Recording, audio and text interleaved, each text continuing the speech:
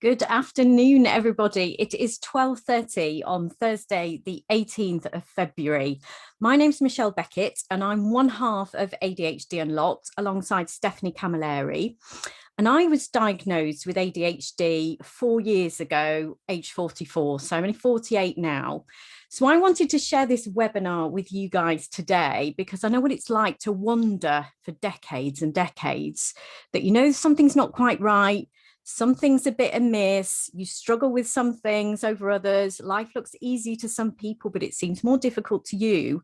I'm wondering what on earth it is that you're doing wrong in life and what could be going on in your brain. Sometimes you feel like you're on top of the world and that you can conquer everything. You're in flow with your tasks. Other times you put things off, which are really, really easy.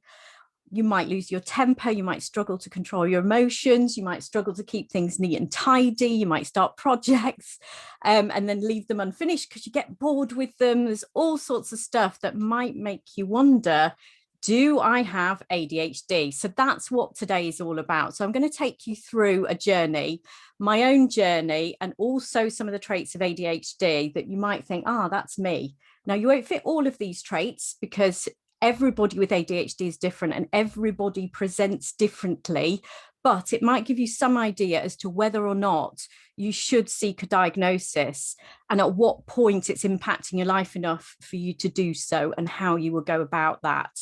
So that's the reason for today, because I've really, really suffered. And just as a trigger warning, I do mention suicide a couple of times during the webinar. So if that's going to be an issue to somebody, I just wanted to flag that throughout the session. So I might as well start with the official part of the presentation.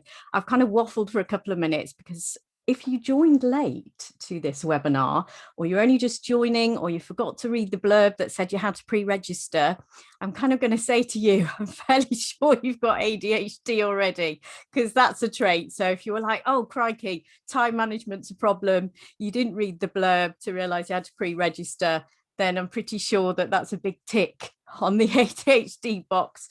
So thank you to everybody. So a little bit of housekeeping. I'm going to run through some slides. Feel free, please, to post some questions within the chat, written questions, which I'll try and look at. If something's really, really relevant, then I will pick it up during the session. But I do have quite a lot of information to get through to you. So what I'm going to do is I'm going to stop recording after a certain amount of time so that we can have open questions. So you can raise your hand and speak and maybe come in, and that will be kept private and that will not go out in the public domain and will not be recorded. So to protect your privacy, if you kind of want to ask questions about ADHD and you're not prepared for other people to find out, etc., etc. And I'll keep all questions anonymous in the chat. So that's that. So thank you guys for joining us today. So apologies if there's any typos in the slides, but as I've said before, I've got ADHD myself. So if you're the kind of person that lacks attention to detail as I do, then maybe you have ADHD too. So always a bit hairy when I share the screen with Zoom. So bear with me. And hopefully when I press present, you will be able to see my slides. There we go. So you think you might have ADHD, what next? So what prompted you to join today?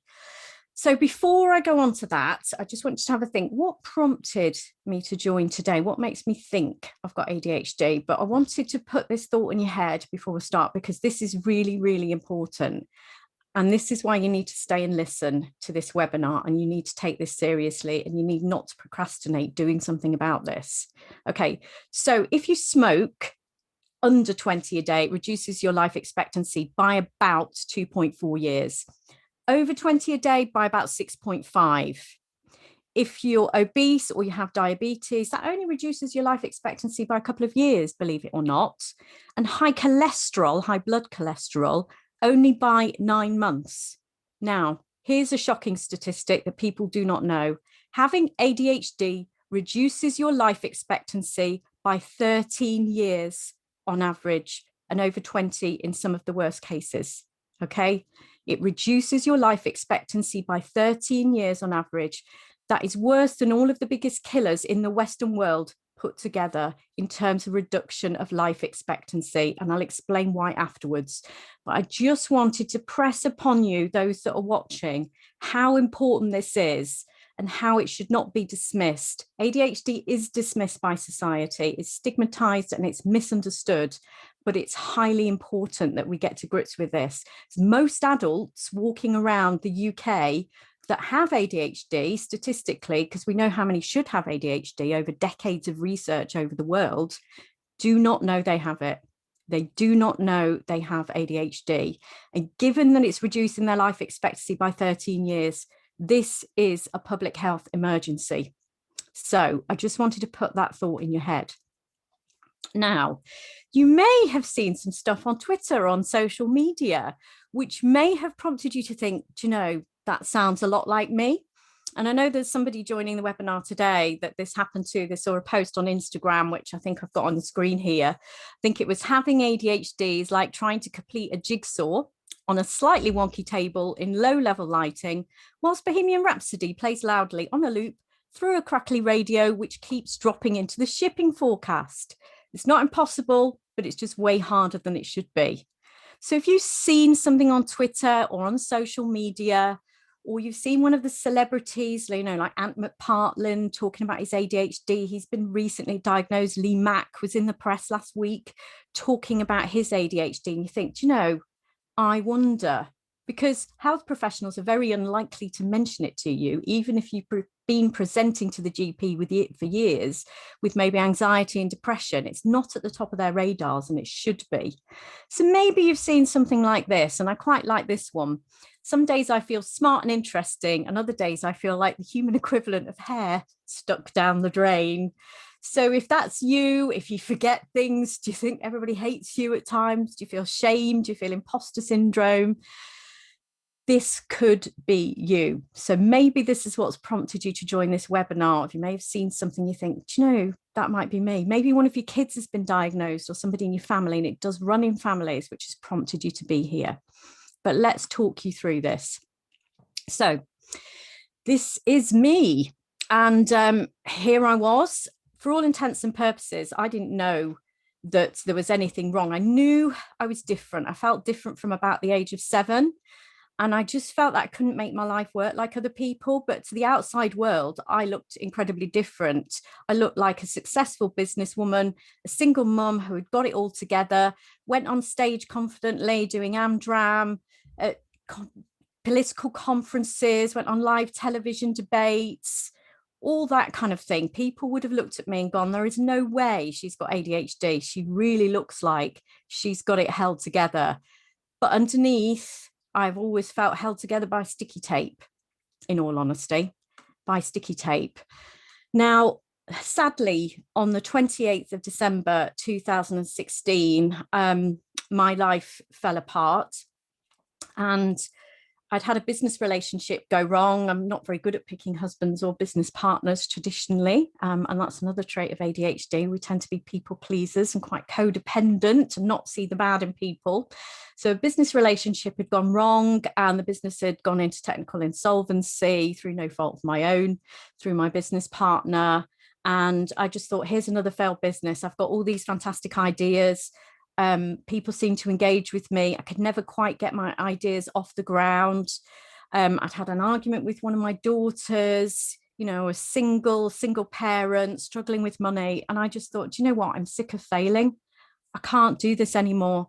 I'm sick of being a failed human. And sadly, I only just stopped myself taking the decision to end my life. And I was seconds away from doing that. So unfortunately, suicidality is very, very common with adults with ADHD. And apparently it's 10 times as likely to happen to a person with ADHD than somebody without ADHD. But anecdotally, I know that most adults with ADHD have at some point or another had suicidal thoughts, which is highly, highly distressing. And this makes this another public health emergency. So I'm glad I didn't do it. And this circumstances then led on to my diagnosis, which has been completely and utterly life-changing, although I had to get it done privately, but that's another matter. But when I was a child, you wouldn't have known. I was very, very bright. So people tend to associate ADHD with maybe learning difficulties or being naughty at school. I was very compliant at school, actually. I was very helpful. I always had my hand up, probably quite annoyingly so. I always finished my work first, and then I would get up and probably annoy the teacher, but you wouldn't know there was anything wrong. I was a compliant, well-behaved child. So there was no significant trauma in my background. So teenage years, I just thought I'd take you through some fantastic 80s hairstyles as well as we go through the presentation for those of you that are a certain age like me. I started to feel the mental health challenges of feeling different. And although I was very bright, got a scholarship to private school, I was going to go and do medicine at Oxbridge. I kind of decided on a whim that I was going to do theatre studies and be an actor. So I went and did that instead. And then found myself pregnant with my eldest daughter 3 months after leaving university. So throughout my 20s, I always blamed my life circumstances on the fact that I couldn't get my life together. So either, I had my daughter young, then another daughter, then I got divorced before I was 30 to my first ex-husband. And then my mum was really ill and died of cancer. So I always thought there's some life circumstances stopping me getting myself together. But in my 30s, here I was again, second divorce under my belt. I thought, now is the time. Something is not quite right. I cannot seem to make my life work like everybody else. I'm finding life incredibly difficult. I felt like I was drowning every single day of my life, and other people just seemed to breeze through. And I couldn't understand why I was exhausted all the time, overwhelmed. I had all these ideas, but just couldn't get them off the ground. So I tried all sorts of things. I tried nootropics. I ordered modafinil off the internet, which is like, supposed to be that super pill that makes you super bright and concentrate. I tried meditation machines. I always found meditation really difficult. I tried hypnosis, business coaches, some that would like text me at 5 a.m. to say, are you up? Have you done your business plan? Which didn't go down very well, let me tell you. I got my genes mapped to see if there was anything there. I tried fixing my gut bacteria, exercise. I tried everything. And I went to a neuroscientist in York who kind of rigged me up to an EEG machine. And he said to me, your brainwave patterns suggest that you have poor executive function. And I didn't even know what executive function was. I thought it was something to do with business. And I thought that's quite offensive because I run my own business. What's executive function? And also that I had ADHD. And I completely dismissed this because I thought ADHD, that's naughty boys, isn't it? Throwing kind of chairs around the classroom or being really disruptive or kind of running around screaming. That can't be me. That can't be ADHD. So I dismissed this. However, there was lots and lots of other signs. So here's my checklist of symptoms to see if any of them resonate with you. So frequent overwhelm, a need to escape my life and inside my head. So it just felt so busy inside my head, a motorway of thoughts all of the time. I seem to be quite sensitive, emotionally dysregulated, I cry quite easily, a lot of mood swings. I've tended to make poor impulsive life decisions. So agreeing to marry ex-husband number 2 after a week, not the best decision. And tend to be quite codependent, stay in relationships way past the sell-by date that are not good for me, et cetera, due to low self-esteem. Problems with sleep. Some days I'd feel brain foggy, like my brain wasn't working, and other days it would feel really, really clear and I'd be unable to switch off. A lot of poor self-esteem problems, blaming myself for things that go wrong. It's always my fault. I feel terrible about myself. A lot of guilt at my disorganization and an inability to live up to my potential. I was so bright. I got a scholarship to private school, even though I was the poor kid, from a poor background. I just felt like I've wasted my brain. And I just thought, why can't you just make it work? And there was a lot of guilt at that, thinking you've got all this potential. What have you done with it? And I can be quite chaotic, can be quite messy. Sometimes I'm really, really organized and tidy with, and I know a lot of ADHDers are like that, but a lot of the times I've struggled to keep my desk tidy, my garage tidy. I have no filter either. I remember somebody saying to me in my 20s, that holding area for your thoughts before they come out of your mouth, and me kind of having one of those moments of, wait, what? That holding area? What on earth is that holding area? Things just come out of my mouth and they're a surprise to me a lot of the time. Very distracted, lack of focus. So I could zone out of conversations or be really wanting to read something or watch something, and then your mind would wander. So wandering mind is a key trait of ADHD. But yet sometimes I could zone in on something so that you could not pull me away. I'm really interested in something. Even somebody could be speaking next to me when I'm doing something on the computer. I can barely hear them because my brain is so focused. So it's not like I can't focus. I got very excited. I'm seen as an enthusiastic person, but then, easily saddened, cry at adverts, all that kind of thing, cry at films. And then quite a lot of nervous energy, fidgeting, rubbing my feet together, picking. So when I feel anxious, like pick around my fingers, I used to do before I got treated and diagnosed, used to pick at my scalp. And that's quite a common trait as well. And I felt restless, and I felt a need to keep moving mentally, and I interrupted people, and I just felt an absolute mess. However, I got diagnosed nearly 4 years ago, and it's absolutely changed my life. And I can honestly say, I don't think I would be here if it wasn't for my diagnosis. I honestly don't. So I honestly think that given what I've been through in my life, that even in the last few years, without my diagnosis, it would have just finished me off. But immediately my self-loathing and my guilt at how my brain was and failing lessened, because everything made sense. Looking at my life through the lens of ADHD, we're going, oh, well, that's why I do this. I can't help doing this. That's why my brain works like this. And just accepting yourself makes a huge difference. Huge sense of relief. My whole life made massive amounts of sense. Incredibly as well, understanding heritability, because ADHD is genetic in most cases. So my mum, she was a drinker. She died in her early 50s, but we didn't have a great relationship. So I was able to forgive her for our relationship and kind of see her life through the lens of ADHD, and the fact that, her father was an alcoholic and likely had ADHD as well. And then there was also less blame for my own parenting struggles with my own children because of the heritability of ADHD, and it does run in families. And I had those strategies to manage my condition. So now that I knew I had it, I could understand and go, okay, this is what I need to do to stop forgetting appointments, or this is what I need to do to organize this. And in my relationships as well, I found a new confidence and became less codependent. And, and I'm now in a very healthy relationship, although that's taken a while to kind of work through those decades of low self-esteem. But medication as well has been completely life-changing for me. And I'm going to talk more about that in a moment, because medication is highly stigmatized. And even people that kind of in the medical profession go, oh, I'm not sure about medication. But it was Rory Bremner, who was also late diagnosed, that talks about this. And he's described going on medication as like going from Radio 1 techno in his head to classic FM. So, yeah, I would agree with that. And some days it's kind of more easy listening, like the Carpenters, possibly. But yeah, it definitely calms the storm in your head. And I just feel less tired, less overwhelmed.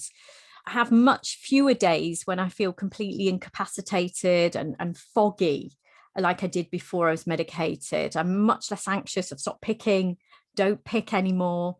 And I can get on with things, and it seems effortless. I still struggle with procrastination. Don't get me wrong. It takes about 60 to 70% of the kind of ADHD off, but it doesn't make it go away completely. But I am more patient. I do have more of a holding area for my thoughts. I'm better organized. I'm less chaotic.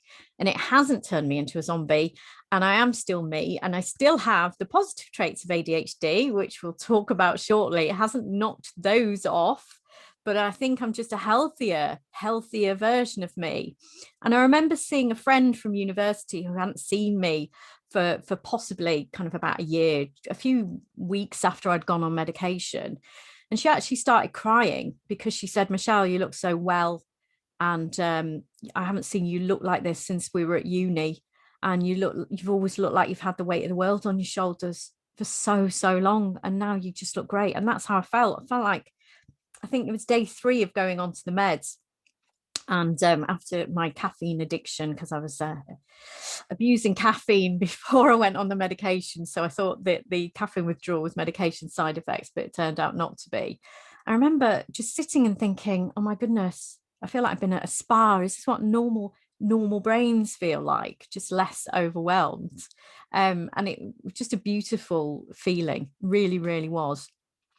But there are some official kind of lists that people use to diagnose ADHD, and I don't think they're always helpful. Okay, so I'm going to talk you through some of the official traits of ADHD.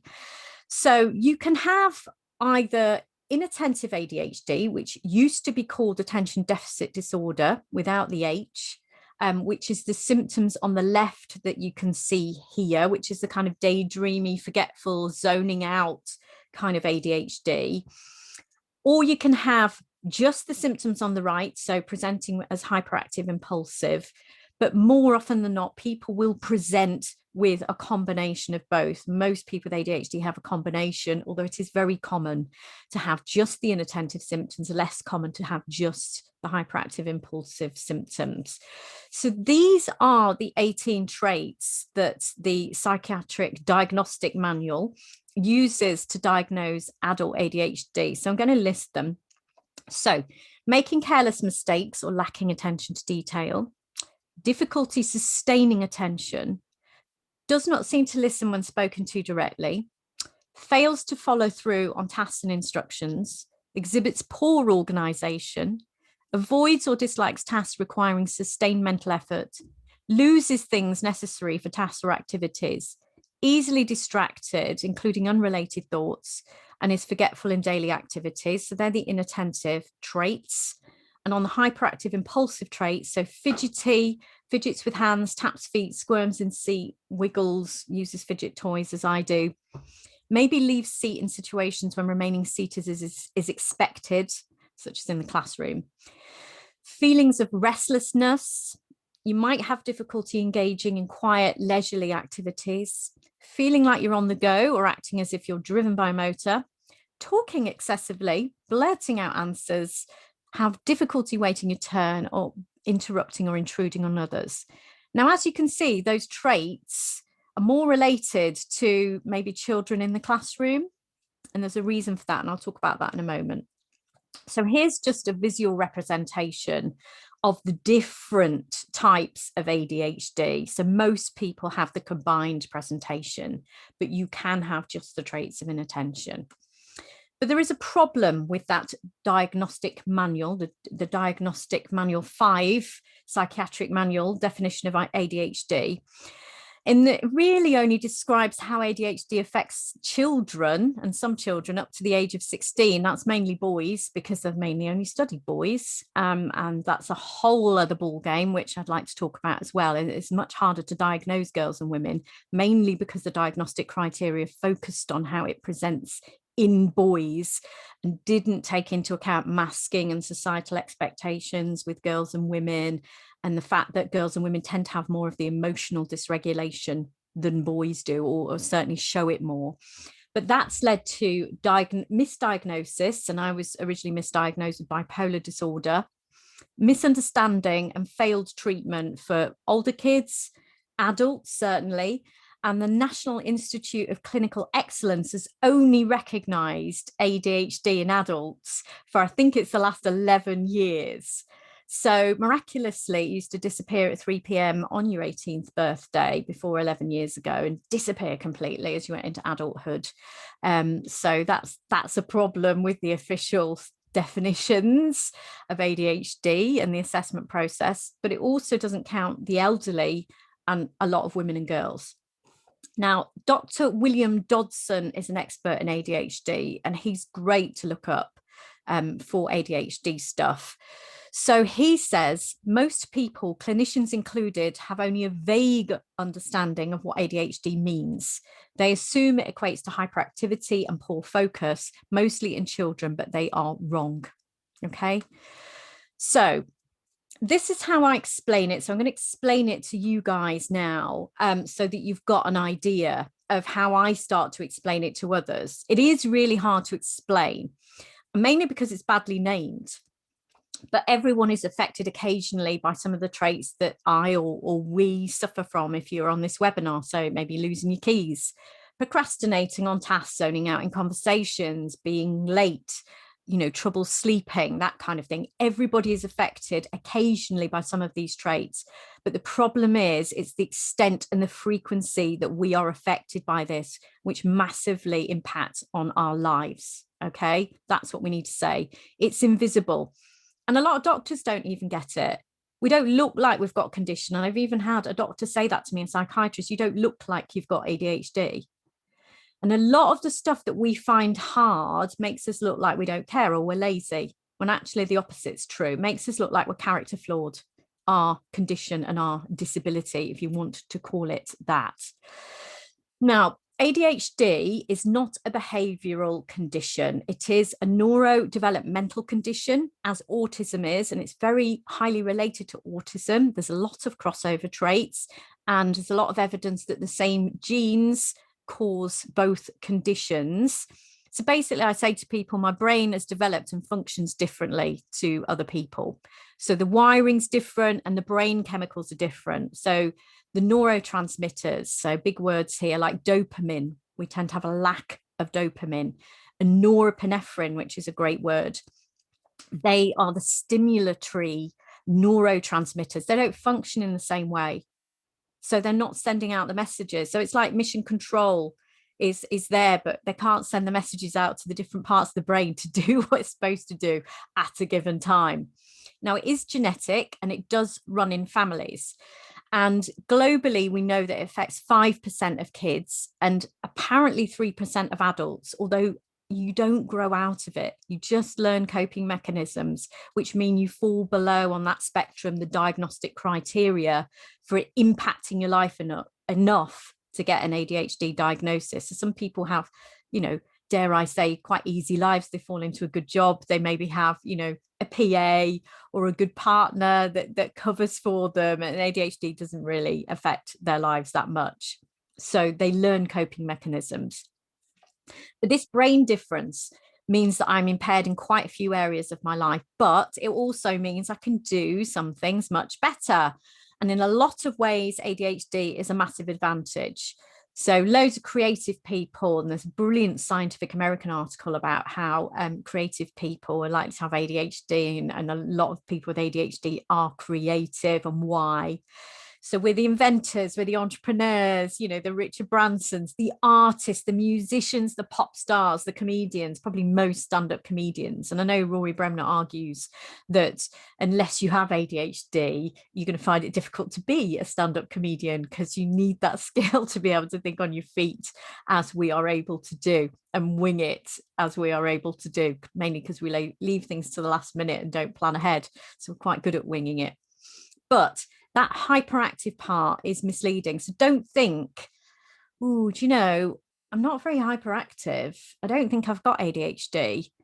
And this misunderstanding is so pervasive. When I got diagnosed, one of my ex-mother-in-laws said, you can't possibly have ADHD. My friend's grandson has ADHD and he jumps off the pavement into traffic. We don't all present the same. And only 5% of adults and 15% of kids show any outward signs of hyperactivity. Okay. So don't let the hyperactive bit throw you. Okay. Or so attention deficit hyperactivity disorder, the attention deficit bit, which is also misleading. In fact, none of it really fits, does it? We don't have a deficit of attention. We've got loads of attention. We just can't control where it goes at times.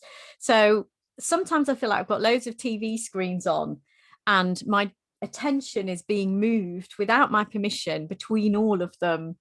And sometimes I really want to focus on that television screen, but then I'll find myself looking at another one and go, why am I looking at that? I really need to be looking at that at the time. So it's much harder for me to regulate where my attention, interest, now that's important, and emotions go. I could be interested in something, follow that thread. I don't have a deficit of attention. I just can't direct it. My thinking jumps about, it's non-linear, but sometimes my brain will latch onto something and I'll be almost the opposite of ADHD. And I'll be really hyper-focused and really detailed and really concentrated. And it feels a bit like a superpower, but you can't switch it on or off. I wish we could, because when I get into hyper-focus mode, it's just brilliant. And I really, really, really enjoy it. So that ability to regulate attention is part of the brain's executive function system, which is what that neuroscientist guy was talking about. And I didn't know what executive function was. So executive function is about working memory, inhibitory control, so inhibiting things that you shouldn't be doing, or your emotions, and that mental flexibility really of knowing what to do next. So it's like your task management system. You need to be working on this now. This is a priority. We struggle with that priority. I can't plan, prioritize, sustain effort, motivate myself what to do next, break things down into smaller steps without a considerable amount of effort and support and scaffolding and all of the things I've learned and all of the things that we teach other people through ADHD Unlocked.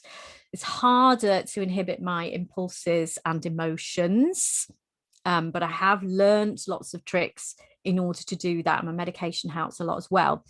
But I get distracted without me even noticing. It's like, what am I doing in here? I was doing that.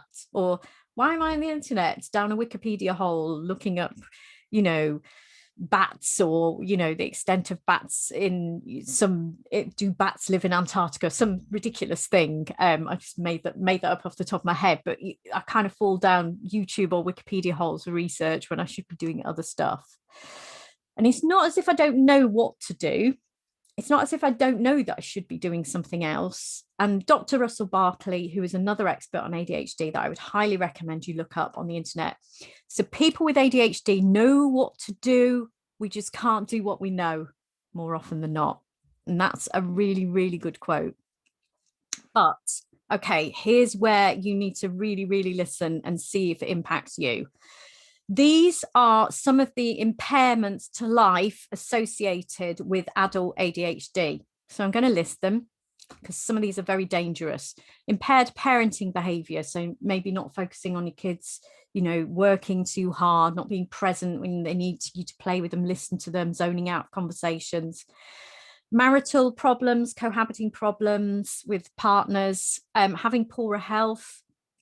So, being obese. I mean, a lot of adults with ADHD smoke as well, or use substances. Having work difficulties, money difficulties, impulsively overspending, getting into debt, which is a massive problem. And I did a survey on debt and ADHD, and the results were quite shocking. Driving risks, massive, massive risks to driving. A lot of ADHDers have speed, have crashes. We're about 8 times more likely to get into an accident which is going to kill or seriously injure us. This is important. Accidental injury, suicide, early pregnancy, risky sexual behavior, smoking, use of marijuana, overuse of alcohol, substance abuse disorders, legal problems, antisocial behavior, relationship problems with your peers, friendships, family conflict, and then maybe not achieving what you should have done at school or at work or at university, or having to drop out of university, or not getting your exams, all of this kind of thing. But I've put together a list of telltale signs that may show you if you have ADHD. So you may not tick all of these, and I certainly don't, but just listen out to see if any of these fit you and your life. So do you have unexplained underachievement compared to, your ability, or your intelligence or your talent? Does your mind wander? So if you stood in a queue, and instantly you may not like queuing. A lot of people with ADHD do not like queuing and will avoid it. Does your mind wander when you're waiting for something? How often does your mind wander? I thought this was just completely normal. Apparently not. Trouble organizing and planning. I really struggle with ridiculous things like packing a suitcase. and what to put. There's just so many choices. Yeah, I can organize an event in Parliament and invite everybody and get all that done. It's just really strange paradoxes here of what we can do and what we can't do. Often people with ADHD have a high degree of creativity and imagination. Trouble with time management. Is that something that you struggle with? Do you procrastinate? Do you put things off? Do you maybe start tasks, get really interested in them, or a project or a subject for a few weeks, then get really, really bored of it? Like, do you do juicing for a few weeks, or get really interested in gardening or composting and then get completely bored and give it up? We can also be quite strong-willed and stubborn and refuse help. I think that's to do with low self-esteem and wanting to prove ourselves as well, because we feel we can't prove ourselves to ourselves more often than not. We tend to be quite generous of spirit, restless, so physically restless, mentally restless. Is this you? Could you be more susceptible to addictions like gaming, for example, gambling, compulsions? Do you overeat? Do you struggle with your weight? Often people with ADHD, we have kind of a quirky and unique and active sense of humor. So it's great when we all get together, because people with ADHD can be really quite funny and quite inappropriate, and it's just brilliant. So, if that's you, if you were the class clown, or you joke around at work, that could be a telltale sign. Do you have social problems? I can be the life and soul of the party and the biggest extrovert, but then I can not want to speak to people for days. I can get what I call a people hangover and just want to shut down, don't even want to, make a phone call to maybe even order a takeaway, because I don't want to speak to anybody on the phone. So there's that paradox between being sometimes highly social maybe, and then sometimes deeply introverted. Now, a lot of ADHDs are deeply introverted all the time anyway. But, is there that paradox between you can get on with people sometimes, but then other times it's a real struggle? Now, this is another huge telltale sign. Are you highly sensitive to criticism or rejection? Okay. Rejection sensitive dysphoria is something that William Dodson talks about. And I've done a whole week of this, which is on the members portal for ADHD Unlocked. And that's a lot of us with ADHD. In fact, most of us struggle with this, and we tend to be more sensitive than usual to rejection.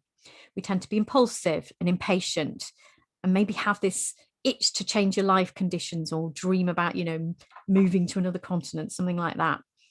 We have the paradox of sometimes being really high energy and having loads of energy, or sometimes the complete opposite and just burning out and crashing.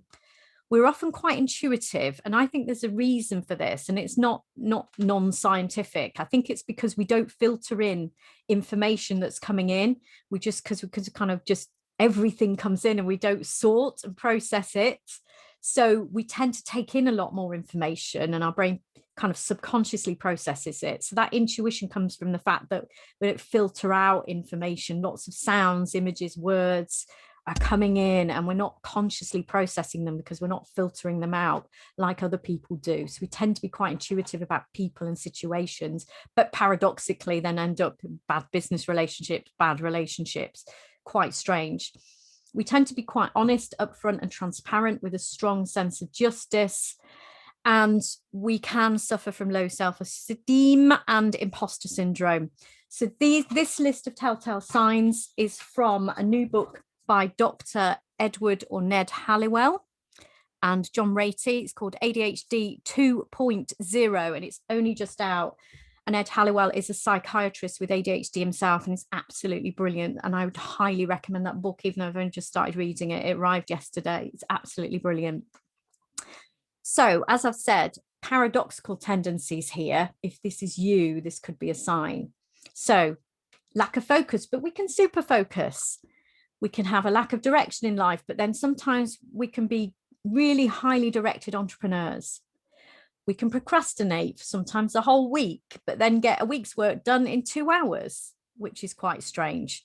We can, if the pressure's on. So we tend to be able to do stuff with what William Dodson calls ICNUP. So there's interest, and then I can't remember the rest of the acronym. I knew I'd go wrong if I said this. So we need to be interested in something, passionate about something, or there needs to be an urgency surrounding it in order for us to get something done.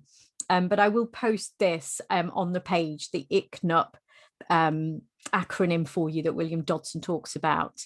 So we tend to be impulsive and wrong-headed at times and make really stupid decisions, and I know I have many times, but then we can be really inventive problem solvers for other people, sometimes ourselves, and we can be a bit interpersonally clueless and a bit ditzy and all over the place. Why did you do that? That's ridiculous.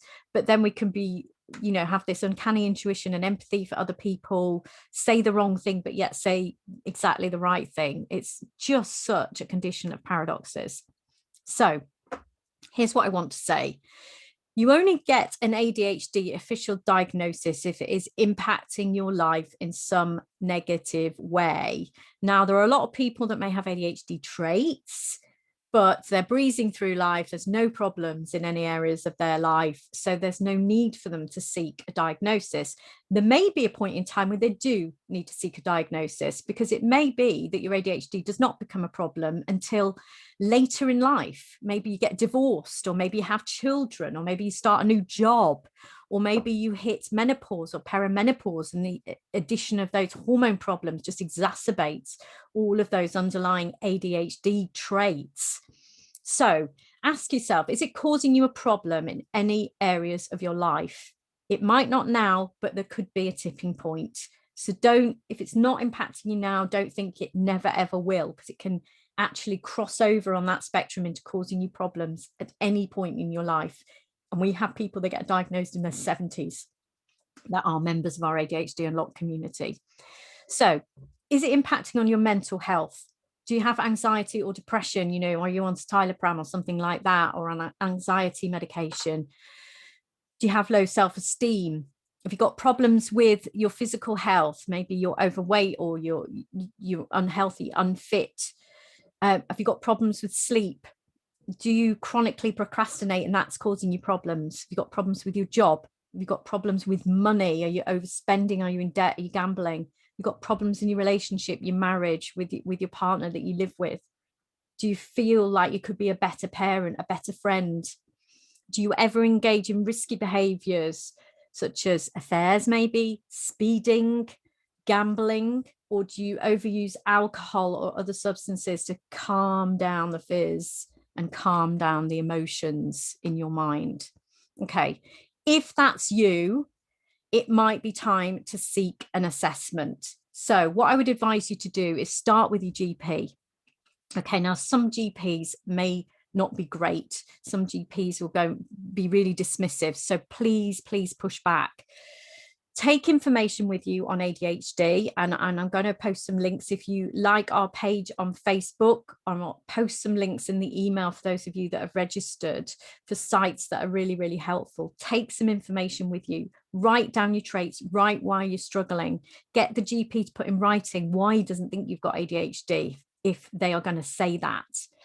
Now, you can either go straight for a private assessment if you have the means, and if you do have the means, I would probably urge you to do that, because otherwise it can be a bit tricky to navigate a waiting list. Now, you could go on a waiting list to see an ADHD specialist. Some areas do not even have ADHD specialists. Some areas have waiting lists that are years long. However, you can exercise your right to choose to get a private assessment on the NHS. So if your GP thinks it's clinically appropriate for you to be referred for assessment and or treatment for ADHD, you have the right to choose any provider. This can be a private specialist or company if they're commissioned by any NHS CCG in England, and they don't charge more than their NHS work. So your GP should make the referral directly to that provider and not the CCG for an individual funding request, which is likely to be turned down. So you're not requesting, you're exercising your right to choose. So we can help you more with this, but there are ways of getting an assessment. And we are starting to push back because we have been the poor relation as far as mental health and neurodiversity is concerned. And we are not getting the treatment that we need. Now, another reason to get diagnosed is that medication is the most effective medication in the whole of psychiatry in terms of how effective it is. It's highly effective in about 80% of people that try it, and it should not be stigmatized by the media. So sorry that the photo hid that headline there. Should not be stigmatized by the media or society. It's safe. It doesn't turn you into zombies. It's minuscule amounts of stimulants. It's not like taking speed or meth or crack, as some people say. Oh, it's a bit like doing that. It's not harmful. It's been taken safely for decades, and it makes a massive difference to people's lives and saves them. It's definitely worth trying. Definitely worth trying. So, other lifestyle, psychological and community support makes a massive difference too, as does the understanding of your condition to people around you that you live with, that you work with, your friends, etc., will make a massive difference. But I love this from Ned Halliwell. ADHD is like having a Ferrari engine for a brain with bicycle brakes. Strengthen the brakes and you've got a champion. So that's all we're doing. Okay. We've got wonky brakes, sometimes a wonky steering wheel, actually, I would argue. But once we've sorted those out, we've still got a Ferrari engine. So we need help with using that.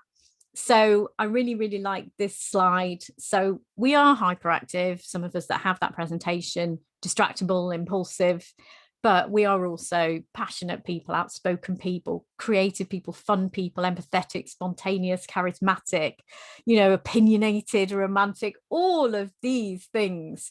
So this is absolutely a brilliant slide to just raise your self-esteem. Some people describe ADHD as a superpower. I would say that it's a gift and a curse. But once we work on the problematic parts of our ADHD, we can really fly. And it's about time we did, because I was sick of not living up to my potential. And I only just started doing so once I got my diagnosis and looked at my life through that lens of ADHD. So what we do at ADHD Unlocked, we have Monday webinars. So if you join as a member, and they're accessible on the portals, they're all recorded. We have weekly procrastination busting sessions. We have Wednesday meetups, like support group meetups, all sorts of stuff. So I've just mentioned a couple of bits that we do ADHD Unlocked, but it's a really, really supportive community for adults with ADHD, in addition to anything that medication can provide. We've got a lot of people that aren't yet diagnosed, that just think they might have ADHD, and they're just working through stuff. And we have a different topic every week, and it's really grown from strength to strength. So they're the links. So if you want to go and find out a bit more, go to adhdunlocked.co.uk. Or if you want to go straight and join us, it's members.adhdunlocked.co.uk/shop. So that is the end of the presentation. So I'm going to stop recording now and see if there's any questions. So sorry, I've run over a little over time, but if anybody's got any questions, please do raise your hand, and you can come in, or feel free to ask any questions within the chat. So I'm going to stop recording now.